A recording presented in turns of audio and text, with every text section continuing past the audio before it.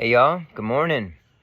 So as I've begun sharing these stories, a lot of people have asked me, well, how did you figure out in the first place that you had cancer? When I moved back to Atlanta in 2014, I didn't know it, but I already had symptoms. And when we moved back, I was pursuing full-time production at that time. And we had a basement with carpet, and I wanted to make it look more like a studio, so we ripped the carpet up, and for 2 full days straight, I was sanding the concrete floors, and just totally overdid it. And at the end, my hands went completely numb, and they stayed numb for 30 days, and so I couldn't even I couldn't form a guitar chord. I was basically crippled, and so that forced me to go to the doctor to figure out what was going on with my hands. And so I went in there and they referred me to a hand specialist. But while I was in there, the nurse said, was there anything else that you're concerned about? And I said, well, it's probably not a big deal, but I have had some blood in the stool. And I figured that it was maybe I had a hernia surgery earlier that year. I was like, maybe it's that, maybe it's hemorrhoids, whatever that is. But I didn't feel bad, so I didn't think it was anything major to be concerned about. But when I mentioned that, the nurse went into complete, what I call mom mode, and said, we're going to get to the bottom of this. And so she set me up with a GI doctor, and we got a colonoscopy scheduled. And in the weeks to come, I got carpal tunnel surgery on both hands. And so since I had had those 2 surgeries and the hernia surgery that year, I'd met my deductible. And so I was like, well, let's get in this colonoscopy before the end of the year. And the last one they had was Christmas Eve. And so we went in on Christmas Eve for this colonoscopy.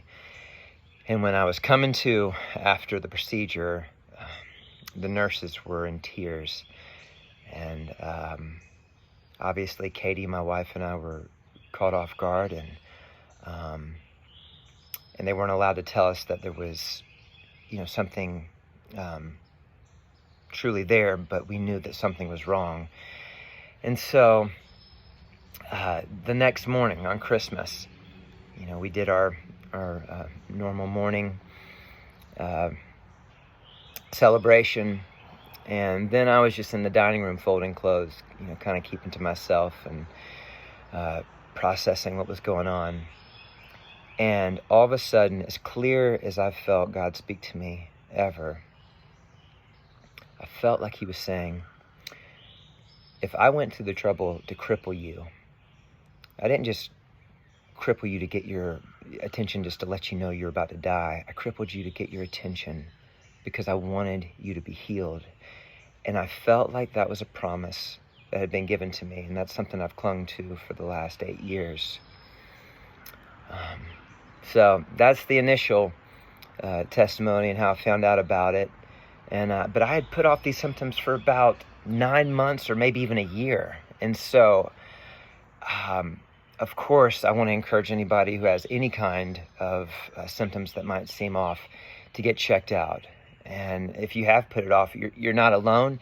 I put it off, and then even when I was talking to my oncologist, he said that he had symptoms for about a year, and he didn't get it checked out. And I think the reason we don't get checked out is because we're afraid of